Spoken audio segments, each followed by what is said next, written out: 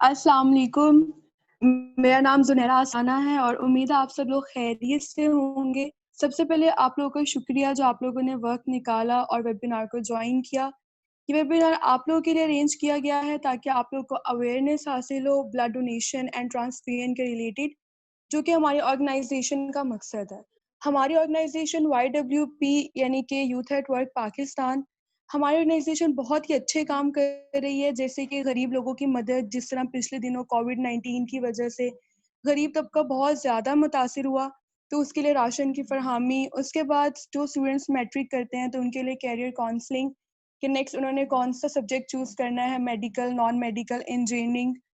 और blood donation का department भी ऑर्गेनाइज़ किया और इसके अलावा और भी बहुत कुछ। हमारी ऑर्गेनाइजेशन एसडीजी से रिलेटेड एक्टिविटीज़ को परफॉर्म करवाती है, जिसमें no poverty and zero hunger, जिसमें गरीब लोगों की मदद, क्वालिटी एजुकेशन में कैरियर काउंसलिंग, क्लाइमेट चेंज में प्लांटेशन के रिलेटेड एक्टिविटीज़ परफॉर्म करवाई गई, कम्युनिटी सर्विसेज में ब्लड डोनेशन डिपार्टमेंट। हमारी ऑर्गेनाइजेशन जो मकसद है वो यूथ को पेश आने वाले मसाइल को दूर करना है। इस वजह से वीकली एक अहम टॉपिक पर वेबिनार अरेंज करवाया जाता है, जैसे कि last week a leader with an abundance mindset पर करवाया गया, जिसका हमें बहुत ही अच्छा और पॉजिटिव फीडबैक मिला। इसी तरह हमारा आज का जो टॉपिक है वो है ब्लड डोनेशन एंड ट्रांसफ्यूजन, जिसके लिए हमारे साथ हमारे बहुत ही काबिल शख्सियत डॉक्टर दानियाल अहमद, जो कि माशाल्लाह former Aitchisonian social worker and activist हैं। अस्सलाम वालेकुम सर, क्या हाल है आपके? And now it's over to you. वालेकुम सलाम, thank you so much Sunara. अस्सलाम वालेकुम, मेरा नाम दानियाल अहमद है और थैंक यू सो मच आपने मुझे अप्रोच किया, खास तौर पर मोहम्मद वालेकुम फैसल जिन्होंने अस्सलाम मुझे सर। अप्रोच करके ये अपॉर्चुनिटी दी, thank you so much. So आज का जो टॉपिक उन्होंने बताया था उसके मुताबिक आप ब्लड डोनेशन और ब्लड ट्रांसफ्यूजन के बारे में अवेयरनेस के लिए आपने कहा कि आप जानना चाहते हैं। ये बड़ा इंटरेस्टिंग टॉपिक है, काफ़ी लोगों को इसके बारे में क्वेरीज आती रहती हैं लेकिन प्रॉपरली उन्हें गाइड करने वाला कोई नहीं होता। सो बिस्मिल्लाह रहमान रहीम। स्टार्टिंग में यह है कि सबसे पहले ब्लड होता क्या है। ब्लड के टोटल 3 मेन कंपोनेंट होते हैं। आरबीसीज होते हैं, रेड ब्लड सेल्स, इसके अलावा इसके अंदर प्लाज्मा होता है जो मेन कंपोनेंट होता है 55%, जिसके अंदर आयंस होते हैं और एंटीबॉडीज। ये कोविड के हवाले से बहुत इंपॉर्टेंट बात है कि प्लाज्मा ट्रांसफ्यूजन की बहुत ज़रूरत थी, प्लाज्मा की बहुत ज़रूरत थी जब ये कोविड क्राइसिस चलता रहा है। इसके अलावा वाइट ब्लड सेल्स और प्लेटलेट्स होते हैं जो हमारी इम्यूनिटी का हिस्सा हैं और प्लेटलेट्स ब्लड कोआगुलेशन करवाते हैं। उसके बाद आता है कि इंसानी बॉडी के अंदर खून कितना है। नॉर्मली हम अज्यूम करते हैं कि जितने भी अडल्ट हेल्दी ह्यूमन बींग्स हैं उनके अंदर 70 मिलीलीटर पर केजी ब्लड होता है और उस हिसाब से देखते हैं कि हम अज्यूम करते हैं कि एक अडल्ट मेल जो है, ये हेल्दी पर्सन जो है, उसका वेट 70 केजी होता है। तो अप्रॉक्सीमेटली ये 4.9 लीटर्स बनता है या 5 लीटर बन जाता है। तो जो एवरेज हम लेते हैं कि तमाम human beings male and female इनके अंदर 5 लीटर ब्लड होगा और मेल्स के अंदर कंपैरेटिवली ब्लड ज़्यादा होता है ना। ये इतना पॉपुलर ओपिनियन नहीं है। मैंने इस पे जब टिकटॉक वीडियो बनाई थी मुझे काफ़ी क्रिटिसिज्म फेस करना पड़ा था। बट मेल्स के अंदर जो है, क्योंकि हमारा मसल मास थोड़ा ज़्यादा होता है, it's part of our biology, तो हमारा जो ब्लड होता है वो 5 to 6 लीटर्स तक होता है और हमारे रेड ब्लड सेल्स भी ज़्यादा होते हैं। और जो फीमेल हैं उनके अंदर कंपैरेटिवली ब्लड कम होता है, 4 to 5 लीटर्स होता है। उसके बाद आगे आते हैं कि पाकिस्तान में डोनेशन कितने परसेंट लोग डोनेट करते हैं। अब असल में ये बात इट्स अ ट्रू ट्रेजेडी कि यहाँ पे नए डोनर्स नहीं आते। पाकिस्तान की जो रिक्वायरमेंट है वो अप्रॉक्सीमेटली 1.9 मिलियन बैग्स है और अब हम इसमें से मुश्किल से 40% जो है वो हम ब्लड डोनेशन से इकट्ठा कर लेते हैं, लेकिन 40% जो है वो काफ़ी कम है और ये भी प्रोफेशनल डोनर्स हैं जो मतलब साल बर साल सालों से डोनेट कर रहे हैं, वही डोनेट कर रहे हैं और वही ये 40% जो है इकट्ठा करते हैं। नए डोनर्स जो हैं वो नहीं आते। अब आगे फिर बात आती है कि ऐसा क्या डर है भाई, क्यों खून देने से डर लगता है? तो सबसे पहली बात तो है दर्द। अब ये कॉमन ह्यूमन साइकोलॉजी है, हर किसी को डर लगता है दर्द से। मुझे अभी भी याद है कि जब एमबीबीएस फर्स्ट ईयर में हम ब्लड के प्रैक्टिकल्स कर रहे थे, ईएसआर के, ये ब्लड टाइपिंग वगैरह, तो पूरी लैब में शोर मचा होता था प्रैक्टिकल टाइम पे, यार खून आज किसने खून देना है, कोई तो खून दे आज। तो एक ये स्टिग्मा होता है, एक डर होता है कि यार सुई चुभेगी, दर्द होगा, पता नहीं खून निकालेंगे, बाद में भी दर्द होती रहेगी। इसके अलावा फिर सेकंड बात है कि मिथ है बहुत सी मिथ रिलेटेड हैं, खास तौर पे वेट से रिलेटेड। अक्सर लोग कहते हैं कि जी खून देने से वजन कम होता है, वजन ज्यादा होता है। अगर टाइम हुआ तो मैं बाद में at the end of this मैं इस पे थोड़ा ज्यादा डिटेल में जाऊंगा। और इसके अलावा जो एक कॉमन डर होता है वो है कि खून की कमी ना हो जाए, खून की कमी ना हो जाए, हम खून देंगे हमारे में खून कम हो जाएगा, हालांकि ऐसा नहीं होता। अल्लाह ताला ने हमारे जिस्म में बहुत ज्यादा खून रखा है। उसके बाद आगे क्वेश्चन आता है कि हम कितना सेफली डोनेट कर सकते हैं। Now it's a very interesting question. जो रिसेंट वर्ल्ड हेल्थ ऑर्गेनाइजेशन की रिक्वायरमेंट्स हैं या उन्होंने जो गाइडलाइंस दी हैं उसके मुताबिक 350 मिलीलीटर ब्लड हम इजीली डोनेट कर सकते हैं और इससे हमारी हेल्थ पे कोई एडवर्स इफेक्ट नहीं आएंगे। लेकिन यह है कि 350 मिलीलीटर इन अ 3 मंथ पीरियड, अगर आप ज़्यादा कर रहे हो तो उससे आपको कुछ हेल्थ इश्यूज फेस करने पड़ सकते हैं। बट एज लॉन्ग एज आप सिर्फ 350 मिलीलीटर्स जो है वो डोनेट कर रहे हो इन 3 मंथ्स टाइम, तो आप आराम से डोनेट कर सकते हो, आपको कोई साइड इफेक्ट्स नहीं होंगे इस पे। उसके बाद एक और जो मुझे क्वेश्चन भेजा गया था वो था कि ब्लड की एज कितनी होती है, ब्लड कितने टाइम तक स्टोर किया जा सकता है।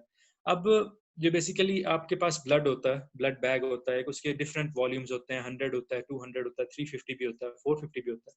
जो एक स्टैंडर्ड वैल्यू है ब्लड बैग की वो 450 मिलीलीटर है। अब उसके अंदर एंटी कोगुलेंट भी होता है जो ब्लड को कोगुलेशन से बचाता है, और प्लस हम बीच में ब्लड बैग के ब्लड भी डाल देते हैं। तो नॉर्मली 350 450 लीटर्स का एक ब्लड बैग होता है। जब एक आम ब्लड को हम स्टोर करते हैं रेफ्रिजरेटर में, तो 6 डिग्री सेंटीग्रेड पे हम 42 डेज तक एक ब्लड को इजीली स्टोर कर सकते हैं। ब्लड खराब नहीं होगा, ब्लड में कोई खराबी नहीं आएगी। तो नॉर्मली ये प्रेफर किया जाता है कि अगर आपने कोई ऑपरेशन करना है तो आप 42 डेज का टाइम पीरियड जो है उस फ्रेम में रखते हो कि इस पीरियड के अंदर अंदर हम ब्लड लेंगे और ब्लड यूज कर देंगे। क्योंकि अगर आप ज्यादा रखो तो उसके अंदर फिर जो उसके सेलुलर कंपोनेंट्स हैं वो डिग्रेड होना शुरू हो जाते हैं। लेकिन जो क्राइसिस की बात है, मतलब फॉर एग्जांपल जिस तरह नेचुरल डिजास्टर्स आती रहती हैं, हमें नहीं पता कि कल क्या होना है। तो नेचुरल डिजास्टर्स के लिए तैयार होने के लिए जो हम ब्लड कलेक्ट करते हैं वो फ्रीज किया जाता है, और फ्रीज करके ब्लड जो है वो ऑलमोस्ट 1 साल तक स्टोर किया जा सकता है सेफली। लेकिन ऑब्वियसली सर मैंने पहले कहा कि ये प्रेफर नहीं किया जाता, प्रेफर ये किया जाता है कि 42 डेज के अंदर ब्लड को फ्रीज करके सिर्फ रेफ्रिजरेटर में रख के उसे यूज कर दिया जाए इवेंचुअली। उसके बाद था एक इम्पॉर्टेंट क्वेश्चन मुझे जो भेजा गया था, वो इसके बारे में था कि मिस यूज। मैं इस मिस यूज के बारे में काफी बात करना चाहता था, मुझे मौका नहीं मिला। मिस यूज इस तरह के, आपने अगर ब्लड डोनेट करना है तो प्लीज ऐसी जगह पे डोनेट किया करें जहां पे आपको भरोसा हो। ब्लड का भी मिस यूज होता है, ब्लड बेचा जाता है। मतलब अगर गरीब लोग हैं जो अफोर्ड नहीं कर सकते, जो इमरजेंसी में हैं, लाजमी बात है उन्हें खून की जरूरत है, तो उनका फिर फायदा उठाया जाता है। आई थिंक मुझे याद है कुछ अर्सा पहले ये केस भी था कि 400 रुपए में ओ पॉजिटिव बिक रहा था और ए बी पॉजिटिव 1000 रुपए में बिक रहा था, जो कि गलत बात है। मतलब ऑब्वियसली ब्लड डोनेशन सोसाइटीज इसीलिए एग्जिस्ट करती हैं ताकि गरीब लोगों की मदद की जा सके, ताकि ऐसे लोग, मतलब जो मुसीबत में लोग हैं, उनका फायदा ना उठाया जा सके। तो आपने खून देना है तो किसी ऐसी जगह पे दें जहां पे आपको यकीन हो कि वो उसका सेफ यूज करेंगे, उसका फायदा नहीं उठाएंगे। इसके अलावा एक बड़ा कॉमन प्रोसीजर है, इस बारे में ज्यादा लोग नहीं जानते, ब्लड डोपिंग। अक्सर एथलीट्स जो हैं, जो स्पोर्ट्स वगैरह में होते हैं, उन्हें शौक चढ़ जाता है ये ब्लड डोपिंग करवाने का, ब्लड लगवाने का। तो जब भी आपको फ्रेश ब्लड लगता है तो उससे जिस बंदे को खून लग रहा है वो थोड़ा एनर्जाइज्ड फील करता है। तो उसकी वजह से अक्सर एथलीट्स जो हैं वो गेम से पहले या किसी मैच वगैरह से पहले ब्लड लगवा लेते हैं और उससे उनकी जो स्पोर्ट्स में परफॉर्मेंस है वो ज़्यादा बेहतर हो जाती है। इसके अलावा मैंने बात की थी कि ब्लड के components, 55% plasma, it's a major component. तो इसके अंदर बेसिकली आयंस होते हैं, एंटीबॉडीज होती हैं। अभी जब कोविड-19 का क्राइसिस था तो ये बहुत बड़ा इशू था, लोगों को प्लाज्मा नहीं मिल रहा था। अक्सर लोग जो अल्हम्दुलिल्लाह रिकवर कर चुके थे, इट्स मतलब गॉड गिफ्ट कि उन्हें कोरोना की वजह से कुछ नहीं हुआ, वो रिकवर करके बहुत बड़ी बात। लेकिन उन लोगों ने भी अपना प्लाज्मा डोनेट था कि उन्हें मौका दिया, लेकिन उन्होंने उस मौके का कोई इस्तेमाल नहीं किया, आगे उससे कोई फायदा नहीं उठाया। उसके बाद आगे आ जाते हैं कि फायदे क्या होते हैं, आप ब्लड डोनेशन करो तो क्यों करो। अब इसमें एक फ़ायदा तो है कि एक कंडीशन होती है पॉलीसाइथीमिया। पॉलीसाइथीमिया उस कंडीशन में कहते हैं जब आपके रेड ब्लड सेल्स की तादाद ज़्यादा हो जाती है। तो पॉलीसाइथीमिया की कंडीशन जो है, अगर ब्लड डोनर्स कोई ब्लड डोनेशंस कर रहा है रेगुलरली, तो उसमें होने के चांसेस ऑलमोस्ट नहीं है। इसके अलावा सीवीएस कार्डियोवास्कुलर डिजीजेस जो हैं, इनका रिस्क ब्लड डोनर्स में बहुत कम होता है। और उसके बाद एक और डिजीज होती है, उसे हम हीमोक्रोमेटोसिस कहते हैं। नॉर्मली इसके अंदर ये होता है कि आयरन लेवल्स आपकी बॉडी में बहुत ज़्यादा हो जाते हैं और फिर आयरन डिपॉजिट्स बनना शुरू हो जाते हैं आपके बॉडी के अंदर, तो उसे हम हीमोक्रोमेटोसिस कहते हैं।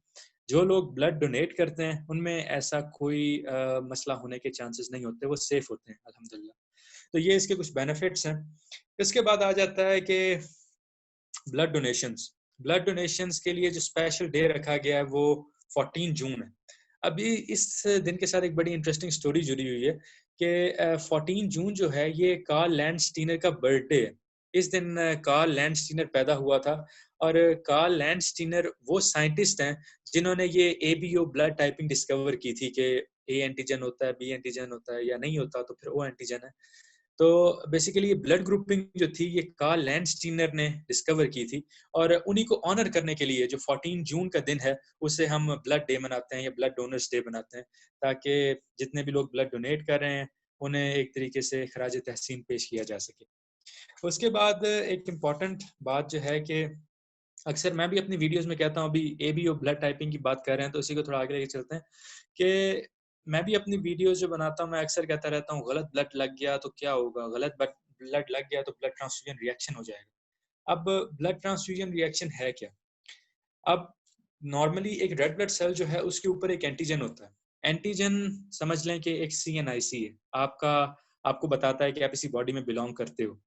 जब एक गलत ब्लड टाइप आप लगा रहे हो एक पेशेंट के अंदर, तो जिस बंदे में आपने लगाई है, जो रिसिपिएंट है, उसका इम्यून रिस्पॉन्स उस ब्लड पे अटैक कर देगा और उससे वो रेड ब्लड सेल्स जो आपने ब्लड लगाया उसके रेड ब्लड सेल्स पे अटैक करके रेड ब्लड सेल्स की ब्रेकडाउन स्टार्ट कर देगा, उन्हें डिस्ट्रॉय करना शुरू कर देगा। इसे हीमोलाइसिस कहते हैं। जब ये प्रोसेस होगा तो उसकी वजह से पूरी बॉडी में इन्फ्लेमेटरी रिस्पॉन्स आएगा। इसके जो फीचर्स होते हैं उसमें ये होता है कि मरीज के अंदर अगर ब्लड ट्रांसफ्यूजन रिएक्शन हो रहा है तो उसे फीवर हो जाएगा, उसे कपकपी सी दौड़ रही होगी, उसके जिस्म में चिल्स जिसे कहते हैं। इसके अलावा उसके जिस्म पे हाइव्स बन जाएंगे जिसे छलियां कहते हैं। इसके अलावा ये होगा कि पेशेंट में हाइपोटेंशन हो जाएगी, ब्लड प्रेशर उसका ड्रॉप कर जाएगा। इसके अलावा उसकी यूरिन में ब्लड आना शुरू हो जाएगा। तो ये कुछ सिम्टम्स होते हैं जो एक ब्लड ट्रांसफ्यूजन रिएक्शन के केस के अंदर हमें नजर आते हैं। अब एक पेशेंट जो है फॉर एग्जांपल, इसकी भी ऐसे दो टाइप्स होती हैं। एक तो है कि इमीडिएट रिस्पांस हो गया, समटाइम्स ये डिलेड ट्रांसफ्यूजन रिएक्शन भी होता है जो कि 4 से 8 दिन तक हो सकता है, इवन समटाइम्स 2 हफ्ते बाद भी हो सकता है। तो अभी हम बात करें कि इनिशियली अगर आपने ब्लड लगाया है, गलत ब्लड लग गया है पेशेंट को, तो आप फिर ट्रीट कैसे करते हो? नॉर्मली इसका ये ट्रीटमेंट होता है कि फौरन ही ट्रांसफ्यूजन को रोक दिया जाता है। इसके अलावा उसे ऑक्सीजन दी जाती है, ऑक्सीजन सपोर्ट, लाइफ सपोर्ट पर रखा जाता है। इसके अलावा ड्रग्स दिए जाते हैं, एपिनेफ्रिन दी जाती है, डाइफेनहाइड्रामीन दी जाती है। ये बेसिकली हाइपोटेंशन को कंट्रोल करते हैं और कॉर्टिकोस्टेरॉइड्स दिए जाते हैं। जो ये जो इन्फ्लेमेटरी रिएक्शन हुआ है आपकी बॉडी के अंदर, हाइव्स बन गए, एनाफिलेक्टिक शॉक है, इसको ट्रीट करने के लिए हम कॉर्टिकोस्टेरॉइड्स देते हैं। प्लस कॉर्टिकोस्टेरॉइड इम्यून सिस्टम को भी थोड़ा सप्रेस करते हैं। अब ब्लड ट्रांसफ्यूजन रिएक्शन जो है उसके बाद आगे आता है कि ब्लड आप दे रहे हो, ब्लड देने का प्रोसीजर क्या है। ब्लड, तो आप हॉस्पिटल में गए हो, आपने ब्लड दिया है। अब ब्लड दे के आपको थोड़ा शेर बनने की ज़रूरत नहीं है। नॉर्मली जब आप ब्लड देते हो तो आपकी बॉडी से काफ़ी ज़्यादा वॉल्यूम निकला है, ठीक? तो आपकी जो ब्लड वेसल्स हैं वो उनमें हाइपोटेंशन हो जाती है, आपका बीपी लो होता है। तो अगर अगर कोई इंसान मतलब ब्लड दे रहा है उसके बाद वो फौरन उठ के खड़ा हो गया तो उसने फौरन धड़ा करके नीचे ही गिर जाना है। तो ये होता है कि जब आप ब्लड देते हो तो एटलीस्ट 30 मिनट्स तक आप रेस्ट करो, बेड पे, जिस बेड पे लेटे हुए हो आप उधर ही लेटे रहो जब तक आपकी कंडीशन थोड़ी स्टेबल नहीं हो जाती। उसके बाद आप उठो और आप उसके बाद जा सकते हो। उसके बाद होता है कि एटलीस्ट 24 आवर्स तक का जो पीरियड है वो आपके लिए रेस्ट टाइम है, उसमें प्लीज आप रेस्ट करो। अगर आपने ब्लड दिया है तो कोई हैवी एक्टिविटी ना करें आप। अगर जिम वगैरह आप जाते हो तो एक दिन की छुट्टी भी कर लो, कुछ नहीं होता। बिल्कुल। तो एक दिन जो है वो कंप्लीट आप रेस्ट करें, कहीं ना जाएं, ठीक है, ताकि आपकी सिचुएशन जो है थोड़ी रिकवर हो जाए। उसके अलावा जिन लोगों ने ब्लड दिया होता है उसके लिए ये है कि वो अपनी आयरन इंटेक इंक्रीज करें। आयरन ब्लड बनाने के लिए बहुत ज़रूरी होता है। विटामिन 6, 9 एंड 12 ये बहुत इंपॉर्टेंट होते हैं। और ये नॉर्मली जो आपका गोश्त है इसके अंदर बहुत ज़्यादा वाफिर मिकदार में मौजूद होते हैं। इसके अलावा ग्रीन लीफी वेजिटेबल्स जो हैं जिस तरह पालक वगैरह है, इनके अंदर ये विटामिन और आयरन जो है बहुत अच्छी क्वांटिटी में मौजूद होता है। तो अगर आपने ब्लड दिया है तो इन चीज़ों का इस्तेमाल करें ताकि आप रिकवर कर सकें। उसके बाद है कि एक ब्लड देने के लिए कुछ रिक्वायरमेंट्स क्या होती हैं।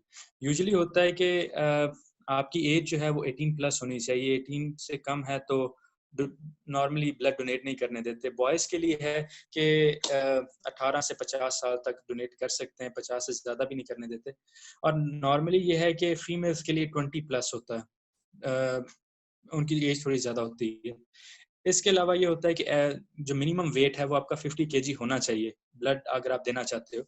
इसके इसके अलावा ये होता है कि नॉर्मली जो कंडीशंस होती हैं, जिस तरह अगर आप डायबिटिक हो, आप ब्लड नहीं दे सकते, आपको आप स्मोकर हो या कोई ड्रग यूज़ करते हो, तो फिर भी आपको ब्लड डोनेट नहीं करने देंगे। इवन ड्रिंकिंग के आई थिंक 24 आवर्स के अंदर अंदर आप ब्लड डोनेट नहीं कर सकते। और इसके अलावा जो इसके अंदर प्रोसीजर होता है वो ये होता है कि जो HIV के पेशेंट्स हैं, हेपेटाइटिस के पेशेंट्स हैं, ऐसी जो क्रॉनिक डिजीज़ेज़ हैं, उनके मरीज़ हैं, उन्हें भी ब्लड डोनेशन की इजाज़त नहीं होती, क्योंकि अगर HIV वाला बंदा जो है वो अपना ब्लड दे रहा है तो उससे जो रिसिपिएंट है उसे भी HIV हो सकता है। और समटाइम्स नेग्लिजेंस की वजह से, जो मतलब जिन लोगों ने प्रॉपर्ली ब्लड को चेक नहीं किया, वेरीफाई नहीं किया, तो अंधाधुंध उन्होंने ब्लड लगा दिए और जिस रिसिपिएंट को ब्लड मिला है उसे भी HIV हो गया। ऐसे केसेस पाकिस्तान में अक्सर सामने आए हैं। हेपेटाइटिस के तो केसेस और भी ज़्यादा कॉमन है क्योंकि वो पाकिस्तान में काफ़ी कॉमन है। इसके अलावा इसके अलावा अगर आपके कोई क्वेश्चंस हैं तो अ, वो देख लेते हैं। जी अदीब सर को वो क्वेश्चन एक जो से वो साथ साथ पूछते जाए। जी जी सर ये था कि हाँ जी, अस्सलाम वालेकुम सर। वालेकुम सलाम। सर वो डायलॉग नहीं आपने बोला छड्डो जी मैं दसदा ना। नहीं, एक्चुअली मैं बोलना चाहता था, मैंने पहले पूछा था मोहम्मद फैसल जो हैं, मैंने उनसे पूछा, मैंने कहा यार कि मैं एक ज़रा सीरियस होके दूं या मैं मजाकी अंदाज में। उन्होंने फिर मुझे कहा कि मैं थोड़ा सीरियस होके दूं, इसलिए मैं ज़रा वो मैंने अपनी मुझे पंजाबी भी वो फिलअप नहीं ना हो रहे थे डायलॉग, मैंने कहा मैं क्या ही दूं सर जी। ओ छड्डो जी यार, आप पहले बोल देते यार, मैं पूरा नहीं लेक्चर मैंने ही कहा आपने कंटिन्यू किया हुआ तो फिर उसमें डिस्टरबेंस ना हो सर। हाँ चलें ठीक है। वो एक्चुअली मैंने पूछा था बट उन्होंने कहा कि ज़रा सीरियस होके देना है, तो मैंने कहा चलो ठीक है, सीरियस होके दे देते हैं। सर एक बंदा एट अ टाइम कितना ब्लड दे सकता है? मतलब अगर बहुत एक जवान लड़का है जो मतलब पावरफुल है तो वो कितना ब्लड दे सकता है एट अ टाइम? पावरफुल भी वर्ल्ड हेल्थ ऑर्गेनाइजेशन की यही है कि 350 मिलीमीटर से ज़्यादा ना, मिलीलीटर से आप ज़्यादा डोनेट ना करें। 350 जो है वो रिकमेंडेड है कि 3 महीने के अंदर सिर्फ 350 ही डोनेट करें। अस्सलाम वालेकुम दानियल भाई। वालेकुम मेरा सलाम। सवाल था कि एक बंदा जो है ब्लड एक साल में कितनी दफ़ा दे सकता है, और ब्लड रिकवर मतलब एक दफ़ा हमने दे दिया तो वो कितने टाइम में दोबारा वो पूरा हो जाएगा? ब्लड जो है नॉर्मली हमारे सेल के जो कंपोनेंट्स हैं वो 1 महीने के अंदर रिकवर हो जाते हैं। जो रेड ब्लड सेल्स हैं हमारे, उनका 120 दिन का साइकिल होता है। 120 दिन के बाद जितने भी आपके पुराने बने हुए सेल्स हैं वो डिस्ट्रॉय कर देती है आपकी स्प्लीन। स्प्लीन आपका ग्रेवयार्ड होता है। तो वहां पे जाके उन्हें डिस्ट्रॉय कर दिया जाता है और नए रेड ब्लड सेल्स आपके बोन मैरो से बना दिए जाते हैं। और जो बाकी भी कंपोनेंट्स हैं वो भी जल्दी रिकवर हो जाते हैं। इसीलिए 3 माह का पीरियड दिया गया है कि इसमें आप रिकवर कर सको। अगर आप जल्दी दोगे तो उससे आपकी हेल्थ पे बहुत अफेक्ट्स पड़ सकते हैं। डॉक्टर साहब एक क्वेश्चन है, हमारे चैट बॉक्स में क्वेश्चन आया है कि ब्लड प्रोडक्शन के लिए हमें ब्लड डोनेट करने के बाद कौन सी ऐसी चीज खानी चाहिए जिससे हमारी रिकवरी हो जाए फौरन? एक चैट बॉक्स में क्वेश्चन आया है, काइंडली बताइएगा। बिल्कुल, ये बहुत अच्छा सवाल है। मैंने पहले भी बताया कि ब्लड जो होता है बनाने के लिए आपको आयरन चाहिए होता है, ठीक है, और आपकी हीमोग्लोबिन, जो हीमोग्लोबिन मेन पार्ट होता है रेड ब्लड सेल्स का, उसकी सिंथेसिस के लिए आपको साथ ही विटामिन बी बहुत जरूरी होता है, खासतौर पे विटामिन B9 जिसे फॉलिक एसिड कहते हैं, और विटामिन B12 है उसे कोबालामीन कहते हैं। तो इन विटामिन की हमें बहुत जरूरत होती है, और ये सब चीजें जो हैं, गोश्त के अंदर आयरन बहुत ज्यादा होता है, और जो ग्रीन लीफी वेजिटेबल्स हैं उनके अंदर जो है ये विटामिन बी उनमें बहुत अच्छी मिकदार में मौजूद होता है। तो सप्लीमेंट वगैरह की तरफ ना जाएं, बेहतर यही है कि आप नेचुरल सोर्सेज से ये विटामिन और आयरन लें और अपने आप को रिकवर करें। डॉक्टर साहब ये आया क्वेश्चन कि फौरन बाद ही लेना चाहिए या थोड़ा वेट करना चाहिए, कुछ भी अगर हम लेते सॉरी। हैं खाना। एक जी क्वेश्चन आया है बिल्कुल, हमारे पास। खाना। जी हाँ जी, जब प्लीज। आपको मतलब आपने ब्लड दिया है ना, तो उसके बाद आपका शुगर लेवल भी लो होता है, आपका ग्लूकोज लेवल डाउन हुआ होता है, आपने भी खून दिया, तो फौरन जूस वगैरह आप लें। जैसे ही मरीज ने दिया है ना, आप उसे 2-3 डब्बे जूस के पिलाएं। और इसके अलावा एक इम्पॉर्टेंट क्वेश्चन था वेट का, ये अक्सर लोग मुझसे पूछते हैं। अब इसके बारे में एक कन्फ्लिक्टेड सा आइडिया है। जो नॉर्मल रिसर्च है वो कहती है कि कैलोरीज बर्न होती हैं जब आप खून देते हो ना, तो अबाउट 650 कैलोरीज आपकी बर्न होती हैं। लेकिन ये है कि अगर हम थोड़े बड़े स्केल पे देखें तो 650 कैलोरीज जो हैं वो इतनी ज्यादा नहीं है कि आपका वेट लॉस करवा दें। लेकिन ये है कि वेट गेन नहीं होता, जो नॉर्मल एक मिथ है कि नहीं जी वजन बढ़ जाता है खून देने के बाद। डॉक्टर साहब नेक्स्ट क्वेश्चन है कि टाइप्स ऑफ ब्लड। हम लोगों को पता है कि ए बी पॉजिटिव है, ओ पॉजिटिव है। अब आप ये बताइएगा काइंडली कि कौन सा ब्लड ग्रुप किस ब्लड ग्रुप को डोनेट कर सकता है? ए बी पॉजिटिव ओ सब नेगेटिव को दे सकता है या इस सीक्वेंस से जरा बताइएगा। बिल्कुल, सबसे पहले तो हमारे जो दो मेन इधर हीरोज हैं, सबसे पहले तो है ओ नेगेटिव, जो कि यूनिवर्सल डोनर होता है, क्योंकि इसके ऊपर कोई एंटीजन नहीं होता। ए बी और आर एच तीनों एंटीजन इस पर मौजूद नहीं होते, इसलिए यूनिवर्सल डोनर्स होते हैं। और फिर दूसरी साइड पे हमारे हैं ए बी पॉजिटिव, जो यूनिवर्सल एक्सेप्टर्स होते हैं, जो कोई भी ब्लड ले सकते हैं। उसके बाद आ जाते हैं जो सिंगल टाइप्स हैं, ए और बी। ए के अंदर ए और बी जो ब्लड टाइप्स हैं, वो हम ए बी पॉजिटिव वाले को लगा सकते हैं, लेकिन थियोरेटिकली हम अवॉइड करते हैं। अगर हमें मतलब ए बी पॉजिटिव वाले को कोई मिल जाए तो कोशिश करते हैं कि वही लगाएं। अब आगे पहले हम सीक्वेंस से चलते हैं, ठीक है। पहले ओ नेगेटिव हो गया, फिर ओ पॉजिटिव पे आ जाते हैं। ओ पॉजिटिव ब्लड ग्रुप है, उसके ऊपर एक आर एच एंटीजन होता है। ये हम पॉजिटिव ब्लड टाइप्स को लगा सकते हैं, लेकिन फिर वही बात आती है कि प्रेफर यही करते हैं कि अगर ओ पॉजिटिव वाले को ओ पॉजिटिव ही लगाओ, ज्यादा बेहतर ये है। बट एमरजेंसी केसेस हैं, कुछ नहीं मिल रहा, ठीक है, तो ए पॉजिटिव या बी पॉजिटिव वाले को भी आप ओ पॉजिटिव लगा सकते हो। फिर सेम है कि जो बी ब्लड ग्रुप है या ए ब्लड ग्रुप है, ये दोनों हम ए बी ब्लड ग्रुप को लगा सकते हैं। जो खास तौर पे ए बी पॉजिटिव को तो सारे लग जाएंगे, जो ए बी नेगेटिव है उसे ए नेगेटिव और बी नेगेटिव लगेगा।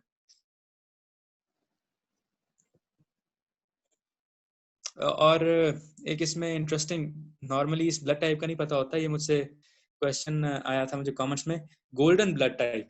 ये गोल्डन ब्लड टाइप एक ऐसी स्पेशल ब्लड टाइप होती है, ये 1 in 6 मिलियन लोगों में होती है। गोल्डन ब्लड उसे कहते हैं, जिसपे कोई एंटीजन नहीं होता। तो वो ब्लड इतना स्पेशल होता है कि वो लग किसी को भी जाता है, लेकिन जिसके अंदर वो ब्लड हो गोल्डन ब्लड टाइप, उसे कोई भी ब्लड नहीं लग सकता। तो ये काफी रेयर केसेस में एक स्पेशल अक्रेंस होती है। अच्छा वैसे ये मेरे पास नोट डाउन था लेकिन आपने खुद ही बता दिया। Thank you. अच्छा, गोल्डन ब्लड टाइप आपके पास था। जी। अच्छा डॉक्टर साहब ये क्वेश्चन है अब पास्ट और futures with respect to blood. पुराना ब्लड ज्यादा ताकतवर था या नया ब्लड ज्यादा ताकतवर होगा, जो कि डोनेट कर दिया हमने हमने दे दिया, नया बनना स्टार्ट हो गया।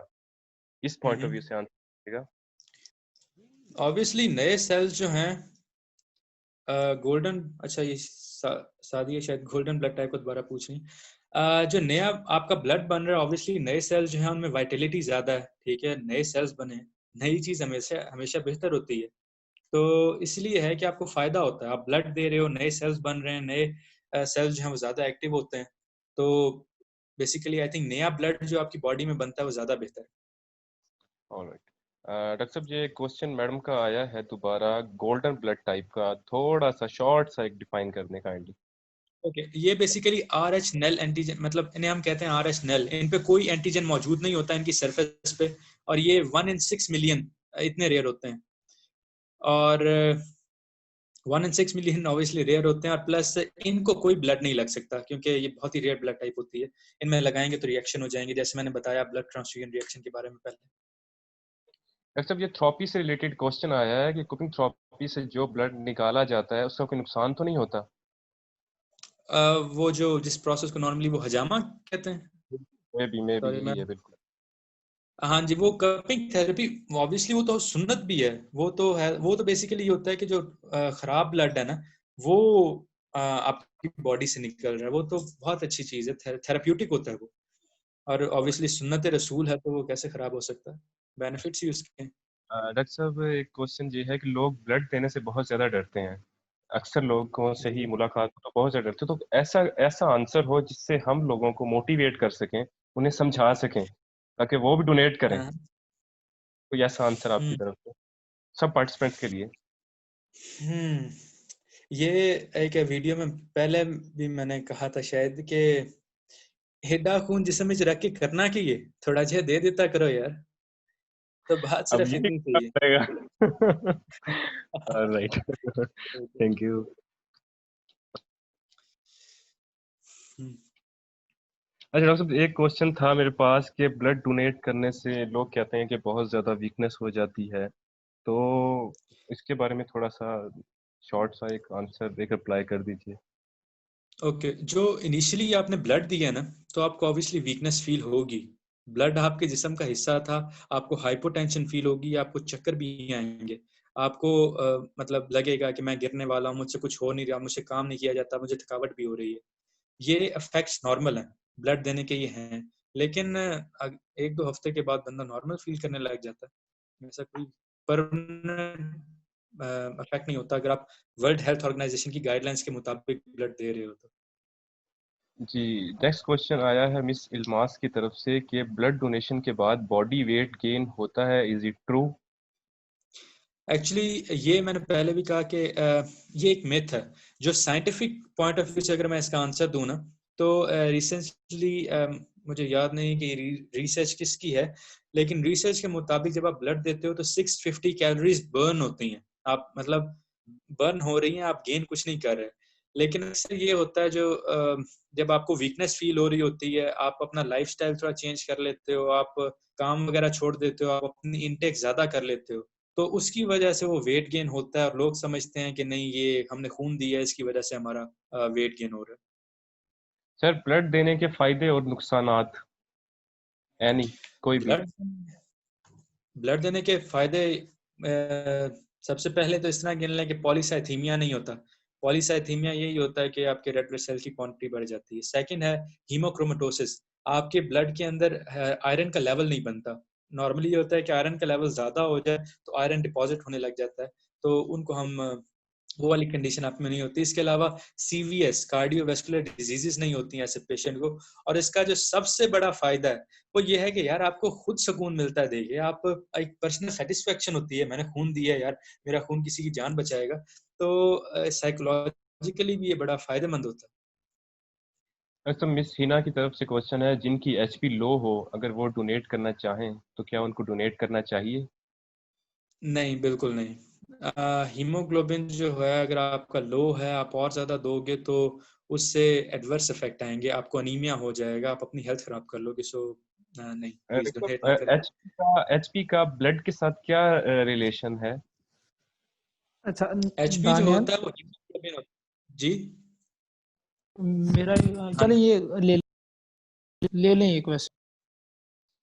ओके जो HB होता है वो बेसिकली हीमोग्लोबिन होता है। मैंने आपको बताया ना कि ब्लड के 3 कंपोनेंट्स होते हैं। ब्लड में प्लाज्मा भी होता है, रेड ब्लड सेल्स भी होते हैं, और इसके अलावा वो प्लेटलेट्स और व्हाइट ब्लड सेल्स भी होते हैं। लेकिन जो हीमोग्लोबिन है वो मेन कंपोनेंट है जो ऑक्सीजन ट्रांसपोर्ट करता है, रेड ब्लड सेल के अंदर मौजूद होता है। तो ये डिफरेंस होता है, ये ब्लड जो है वो एक मिक्सचर है, जबकि हीमोग्लोबिन सिर्फ रेड ब्लड सेल्स के अंदर मौजूद होता है। ऑलराइट जी, फैसल भाई।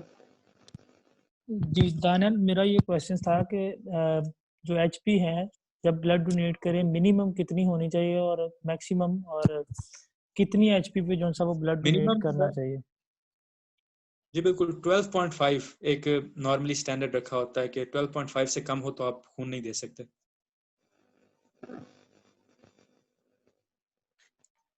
डॉक्टर साहब एक क्वेश्चन है, बड़ा इंपॉर्टेंट क्वेश्चन है कि अगर एक इंसिडेंट हो जाता है, कोई एक्सीडेंट हो जाता है तो ब्लड बहुत ज्यादा हाँ जाया जी। हो जाता है, तो फर्स्ट एड के तौर पे क्या करें ताकि जिंदगी बच जाए, जिंदगी को बचाया पहले जा तो सके? ये होता है, जी जी बिल्कुल, बड़ा अच्छा क्वेश्चन है। फॉर एग्जांपल अब मैं मिसाल दे रहा हूँ, ये ठीक है कि टांगों की इंजरी बहुत कॉमन होती है कि टांग के ऊपर से कोई ट्रक गुजर गया, और खासतौर पे ये जो फेमरल आर्टरी आपकी टांग में होती है ना, इससे ब्लीडिंग बहुत जल्दी होती है। आई थिंक अगर आप प्रॉपरली टाई ना करो ना तो ये 15 सेकंड में बंदा मर जाता है। मेनली ये होता है कि कोई टाइट सा कपड़ा लें और प्रॉक्सिमल एंड है ना, मतलब फॉर एग्जांपल आपका बाजू है, जहाँ पे भी है, पीछे से टाइटली बांध दें उसे ताकि ब्लड लॉस ना हो, और उसे फौरन आप हॉस्पिटल में लेके जाओ, क्योंकि आप यही कर सकते हो। आप कोई वहाँ पे मतलब केयर तो नहीं कर सकते, सिर्फ ये है कि जहाँ पे भी चोट लगी है, जहाँ से ब्लीडिंग हो रही है, उससे पीछे टर्निकेट बांध के या कोई कपड़ा टाइटली बांध दो ताकि ब्लड लॉस ना हो। अच्छा, ये डॉक्टर आज जी अदीब थोड़ा सा वाइंड अप की तरफ लेके जाएं, और सेकंड ये कि दानियाल इसको थोड़ा सा फनी की तरफ ले जाएं, इनको भी थोड़ा सा आइडियाज दे दें, और इस हवाले से भी डोंट वरी कि जो आपका डायलॉग्स है वो भी थोड़ा सा इनको गाइडेंस दे अच्छा, दें। ये मुझे क्वेश्चन नजर आया, फीमेल ब्लड दे सकती हैं या नहीं, तो ये बड़ी इंटरेस्टिंग बात है कि फीमेल नॉर्मल कुछ औरतें देती भी हैं, लेकिन मेल कंपेयर टू मेल, के अलावा फीमेल्स के अंदर ऑलरेडी पीरियड्स की शक्ल में ब्लड लॉस हो रहा होता है। और इसके अलावा ये होता है कि मैडमों के नखरे बहुत होते हैं। अक्सर ऐसा होता है कि एक मैडम थी, उसने मतलब हॉस्पिटल में था, तो उन्होंने कहा नहीं मैंने ब्लड देना है, ब्लड देना है, ब्लड देना है। वो अभी सुई लगी नहीं थी कि मैडम जी के बेहोश हो गया, मैडम वहां पे गई हैं, सारा स्टाफ उधर इकट्ठा हो गया कि अले भाई मैडम को कोई होश में लेके आओ, ये क्या कर दिए। तो बेसिकली औरतें दे सकती हैं, लेकिन वही दें जिनमें हौसला है। ये ना हो कि डॉक्टर को वक्त डाला हो कि वो मरीज को देखने की बजाय उस मैडम के पीछे पड़ा हो कि मैडम जी आप होश में आ जाए। तो सिर्फ बड़े दिल वाली औरतें जो हैं, जो मजबूत दिल वाली हैं, वही ब्लड डोनेट करें, और जिनका हीमोग्लोबिन 12 से ज्यादा। अच्छा अदीब, इसका जो सा वो लास्ट पे जा रहा है टाइम, तो जो सा वो वाइंड अप की तरफ ले जाएं, और जो भी इसमें कुछ फनी डाल दे लास्ट पे, जो सा वो दाना अपनी जो प्रोफाइल्स के हवाले से बता दें इनको बस। से लेकर वेल मेरे प्रोफाइल के बारे में यही है कि मेरी कोशिश यही होती है कि मैं अवेयरनेस दूं। मेरा काम भी, मैं एक इंडिपेंडेंट सोशल वर्कर हूं, मैं किसी एनजीओ के साथ नहीं हूं, लेकिन मैं सबकी मदद करता हूं। मैं अक्सर मिलता भी रहता हूं, सिर्फ इसलिए कि मुझे इंफॉर्मेशन मेरे पास अल्हम्दुलिल्लाह है। तो मेरी कोशिश यही होती है कि इंफॉर्मेशन शेयर की जाए, क्योंकि सिर्फ इंफॉर्मेशन मेरे यहाँ पे पड़ी रहे तो उसका कोई फायदा नहीं है। बाकी सारी गल्लां नूं छड्डो जी। आपके टाइम का बहुत बहुत शुक्रिया, थैंक यू सो मच। और अगर आपका कोई और सवाल। Thank you so much, thank you so much, आपने अपनी कीमती ठीक टाइम है में से अदीब, टाइम। इसका मतलब लास्ट पे ले जाएं क्योंकि 1 जी जी मिनट बिल्कुल। बाकी बाकी और। वैसे बहुत बहुत शुक्रिया, और तमाम पार्टिसिपेंट्स का बहुत बहुत शुक्रिया, आप लोगों ने अपनी कीमती टाइम में से हम लोग को टाइम दिया। इंशाल्लाह नेक्स्ट सेशन में आप लोगों से दोबारा मुलाकात होगी। Thank you so much. Thank you so much, thank you, खुदा हाफिज।